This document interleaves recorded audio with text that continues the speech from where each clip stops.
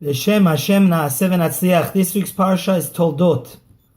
Toldot is the story of Yaakov and ESAV. We know Abraham had a son called Yitzchak, Isaac. Isaac married Rivka, Rebecca, and Rivka and Yitzchak, after many years that they weren't able to have children together, they had twins. The older one was named ESAV, and the younger one was Yaakov, Jacob. Yaakov's personality was very studious. He was a scholar. The Torah says he was always learning in the tent. He was an introvert, always trying to get more knowledge, which is the ultimate power. ESAV, to the contrary, he was a outdoorsman. He was a hunter, constantly on the move.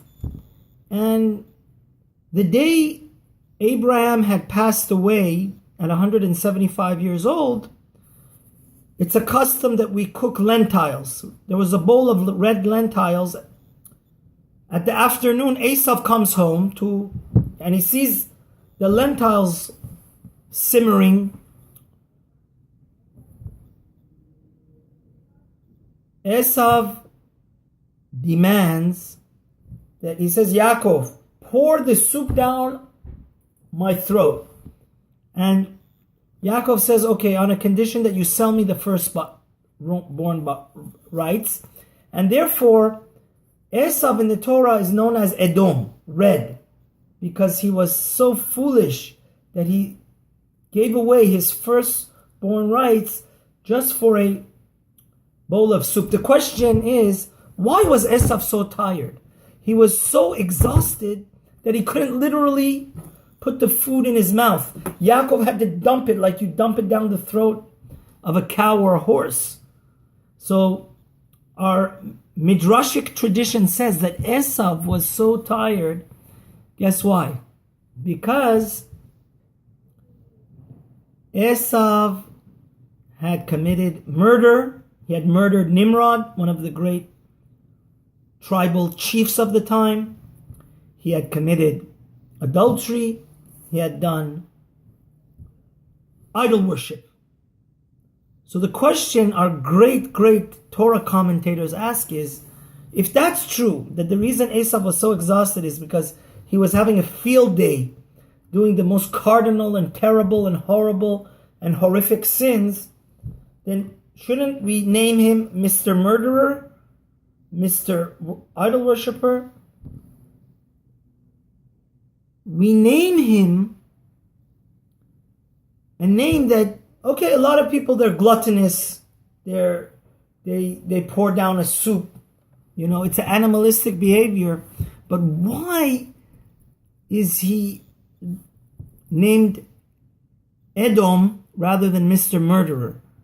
And the answer is, it's so pertinent to today's society. ESAV believed in instant gratification and no self-control. The source of ESAV's downfall, which led him to idol worship and adultery and murder, is because he said, whatever makes me feel good, whatever I like, the sky's the limit. There is no self-control. And somebody that doesn't have breaks in his life to know, yes, I could do this, but this is inappropriate. I have to control myself. I can't just do anything that makes me feel good, which unfortunately is the motto of today's society. And somebody that doesn't have self-control, unfortunately, he could become so animalistic that just to satisfy his nerve endings, he'll do anything and everything. That's why we call Edom. It began because ESAV just had no self-control. That's why he says he has no shame. He said, just Yaakov, I had such a good time during this day. I did anything and everything my heart desired. And this is a very important thing we have to teach our children, because in today's society also, it says as long as you're not hurting anybody else, do whatever you like. No. A human being has to have breaks. And I'll tell you an amazing story. In Lakewood, New Jersey, which has tens of thousands of very religious Jews, one time a mother was in a supermarket, and her 3-year-old kid sees some ice cream. He starts screaming at the top of his lungs, "Mommy, mommy, I want the ice cream." His mother whispers in his ears, and the kid gets silent. There was an African-American lady watching this whole episode from afar. She was shocked. She asked the mother, "What was those magic words you told the kid that the kid stopped crying?" And she said, "I told him it's not kosher." She said, "Wow, I want to become Jewish. I want to keep kosher." How can you, at a 3-year-old kid, have so much self-control that... And this is what the Chazon Ish says. All of the Torah is not a burden. All of the Torah is laws that, at the least, is teaching us self-control. And when you have self-control, you get elevated, you have dignity, you become angelic, you become enlightened, and you become intellectual. You know that a lot of times, not necessarily anything that makes you feel good is good for you. That's why, Baruch Hashem, in our society, we don't find drug use and all this baloney, because self-control is ultimately one of the main results from keeping a Torah lifestyle. Have a wonderful week. Don't